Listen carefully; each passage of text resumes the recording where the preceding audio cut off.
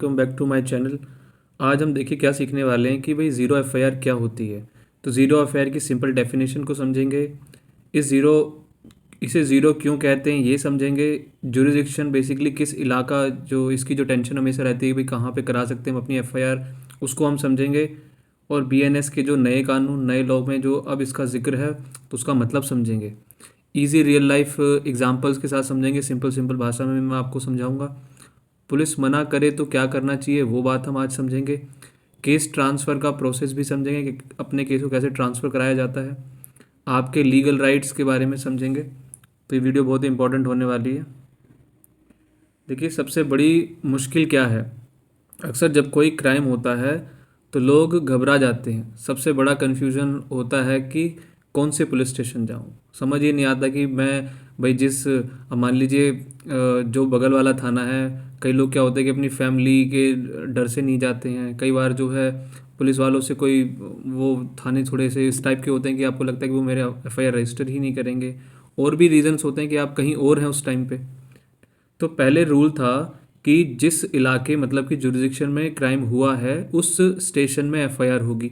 अगर आप गलत स्टेशन गए तो पुलिस बोलती थी ये हमारा एरिया नहीं है, वहाँ जाओ। हमेशा आपको थाने के चक्कर, ये वाला थाना बोलेगा कि फला वाले थाने में जाओ, फला वाला थाना बोलेगा कि उस वाले थाने में जाओ।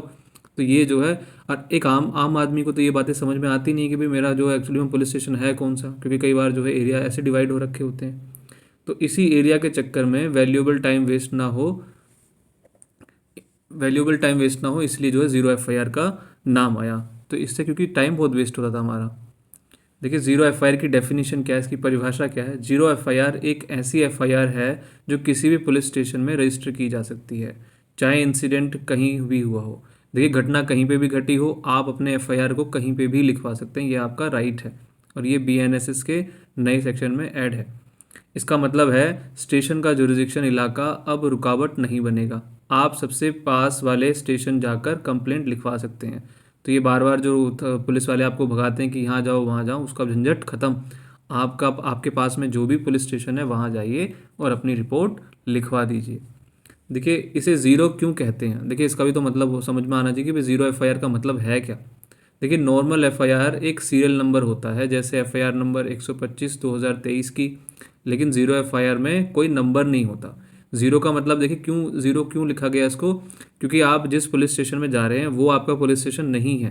तो वहाँ से ज़ीरो एफआईआर इसके लिए रजिस्टर होगी कि जिस पुलिस स्टेशन में आपने ये रिपोर्ट दी है वो वहाँ उस रिपोर्ट को, जो सही में थाना है जहाँ पे रिपोर्ट जानी चाहिए थी, वो वहाँ भेज देगा।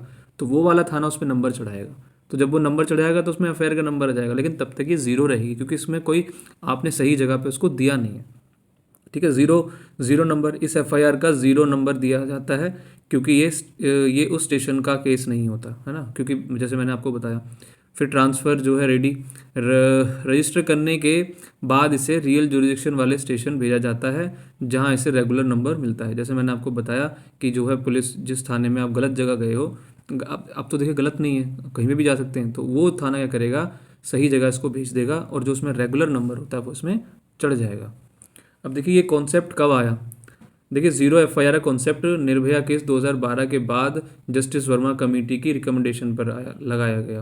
क्योंकि देखिए हुआ क्या था कि पहले यही यही बहुत सारी दिक्कतें होती थी कि पुलिस वाले जो है, मतलब हमें ये नहीं समझ में आ रहा है कि क्राइम एक्चुअली में हुआ कहाँ पर है। एक आम इंसान इतना भटक जाता है और पुलिस वालों को देख के तो पुलिस वाले जिस तरीके से बात भी करते हैं तो ये तो और भी दिक्कतें हो जाती हैं।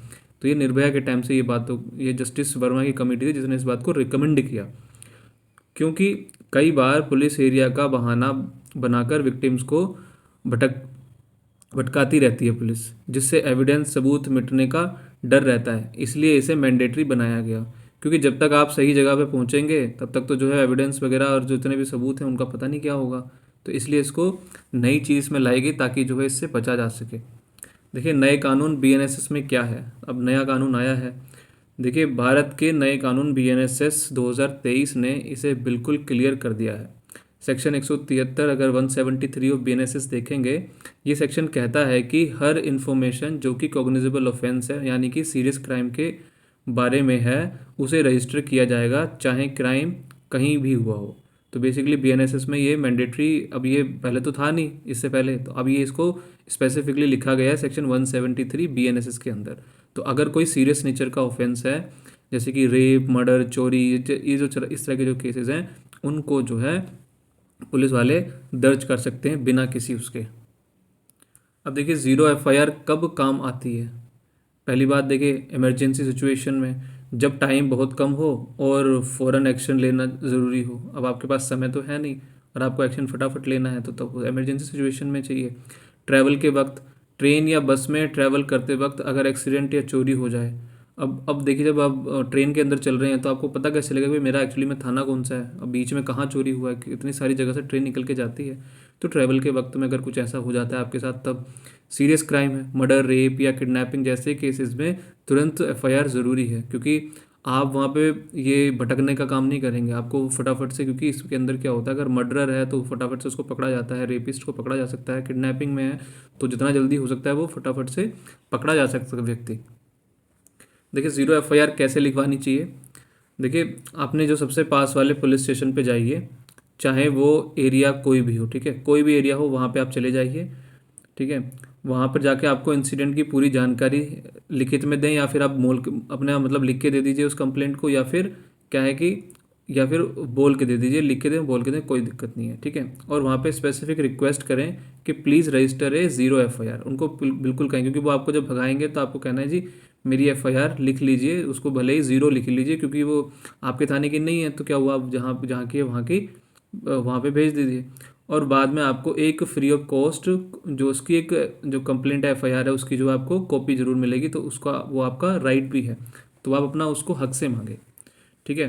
फॉरेन इन्वेस्टिगेशन शुरू, जो पुलिस है वो फॉरेन इन्वेस्टिगेशन शुरू करेगी और केस ट्रांसफ़र करेगी। देखिए उस पुलिस को फटाफट से उसमें इन्वेस्टिगेशन शुरू करना होगा, क्योंकि उनकी जिम्मेदारी बनती है, तो उसमें फटाफट से काम करना होगा। अगर और उससे क्या होगा कि और इसको इस जिस थाने की ये एफआईआर है वहाँ पे फटाफट से भेज भी दिया जाएगा।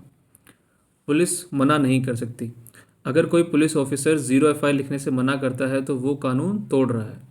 Lalita Kumari versus government of UP case में सुप्रीम कोर्ट ने कहा था कि सीरियस केस में एफआईआर रजिस्टर करना मैंडेटरी है। तो कोई पुलिस वाला आपको मना नहीं कर सकता जी कि जो है मतलब ये ज़ीरो एफआईआर नहीं लिखेंगे, क्योंकि अब क्या है, अब इसको मैंडेटरी बना देंगे, अब तो बीएनएसएस के सेक्शन में इसको ऐड भी कर दिया गया है, ठीक है। तो मना करने पर उस ऑफिसर के खिलाफ डिसिप्लिनरी एक्शन लिया जा सकता है। अगर आपकी एफआईआर नहीं लिख सकता तो आप उसकी कंप्लेंट कर सकते हैं। अगर पुलिस मना करे तो क्या करना चाहिए। देखिए एसपी को कांटेक्ट करें, जो भी आपके एरिया का सुपरिटेंडेंट ऑफ पुलिस है। आप हायर ऑफिसर्स, एसपी, डीएसपी को रिटन कंप्लेंट भेज सकते हैं बीएनएसएस सेक्शन 173 क्लोज 4 के अंदर, और अपना गूगल से भी सारी डिटेल मिल जाती है, तो वहाँ से चेक करें। आप उनको लेटर लिख सकते हैं, मतलब कंप्लेंट पोस्ट कर सकते हैं, वहाँ जा सकते हैं और यहाँ शिकायत कर सकते हैं, नंबर भी अवेलेबल होते हैं। मजिस्ट्रेट के पास जाएं। अब देखिए अगर कोई भी ना सुने तो आप डायरेक्ट कोर्ट जाकर मजिस्ट्रेट के थ्रू एफआईआर का ऑर्डर करवा सकते हैं। तो अगर ये लोग आपको परेशान करते हैं, एसपी डीएसपी भी नहीं सुन रहा है, तो फिर कहाँ जाएंगे आप, मजिस्ट्रेट के पास जाएंगे। फिर एक हम जरा एग्जांपल देख लेते हैं, राहुल और उसकी मुंबई की ट्रिप। इस स्टोरी से आपको सब कुछ क्लियर हो जाएगा। एक ये जो आपको घटना एक बार मैं बताता हूँ।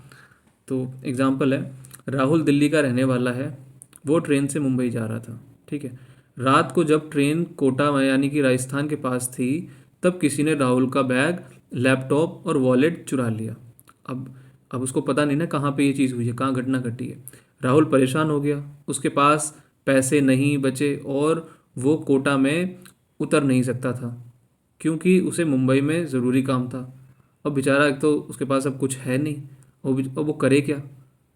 अब देखो बीच रास्ते में उसको एक तो उसका फ़ोन मतलब उसका जो सामान चला गया, ऊपर से फिर उसको वहाँ पे अगर उतर गया तो उसकी ट्रेन भी चली जाएगी, जो उसका डेस्टिनेशन है वो वहाँ भी नहीं पहुँच पाएगा। तो राहुल मुंबई पहुँचा और वहाँ के बांद्रा पुलिस स्टेशन गया, ठीक है। पुलिस ने कहा चोरी कोटा में हुई तो वहाँ जाओ, हमेशा का मतलब आपको पता यही ड्रामा है। राहुल ने कहा सर मैं कोटा नहीं जा सकता, प्लीज़ ज़ीरो एफआईआर लिखिए। बांद्रा पुलिस ने ज़ीरो एफआईआर रजिस्टर की। तो अब भाई आप जो है मुंबई आ गए हैं, अब जहाँ चोरी हुई है, अब आपको तो काम कहाँ पर है, ज़रूरी काम आपको मुंबई में है। आप कहाँ पर हैं इस टाइम पे, मुंबई में हैं। अगर आप कोटा में जाएंगे वहाँ तक, तब तक तो जो पता चल रहा है कि उस जो भी सामान है उसका पता नहीं क्या हो जाएगा। इसलिए इससे अच्छा क्या है कि फटाफट से ये जो है इस एफआईआर को ज़ीरो एफआईआर में लिख लिया जाए। अब बांद्रा पुलिस ने सारे पेपर्स कोटा रेलवे पुलिस को भेज दिए इन्वेस्टिगेशन के लिए। राहुल को कोटा जाने की जो है अब कोई झंझट ऐसी नहीं रही। तो अब जो, क्योंकि ये क्या होता है, ये बड़ा फास्ट ये ट्रांसफ़र होती हैं, तो इसमें बड़ी आपके लिए बड़ी फ़ायदे की चीज़ें रहती हैं। देखिए ट्रांसफ़र होते कैसे हैं, केस ट्रांसफ़र कैसे होता है ये। ज़ीरो एफआईआर रजिस्टर होने के बाद पुलिस स्टेशन की ड्यूटी है कि वो डॉक्यूमेंट ट्रांसफ़र, सारी जानकारी और एविडेंस उस स्टेशन को भेजे जहाँ क्राइम हुआ। तो ये देखिए इनकी जिम्मेदारी है, उन्हें फटाफट से जितने भी आपने जो डॉक्यूमेंट्स दिए हैं, जो चीज़ें दी हैं, और जो एफआईआर उसने दर्ज करी है, तो उसको क्या करना है, पुलिस वालों को जिस स्टेशन का ये केस बनता है वहाँ भेजें। अब जो है रेगुलराइजेशन, दूसरा स्टेशन उसे एक फ्रेश एफआईआर नंबर देगा और इन्वेस्टिगेशन आगे बढ़ाएगा।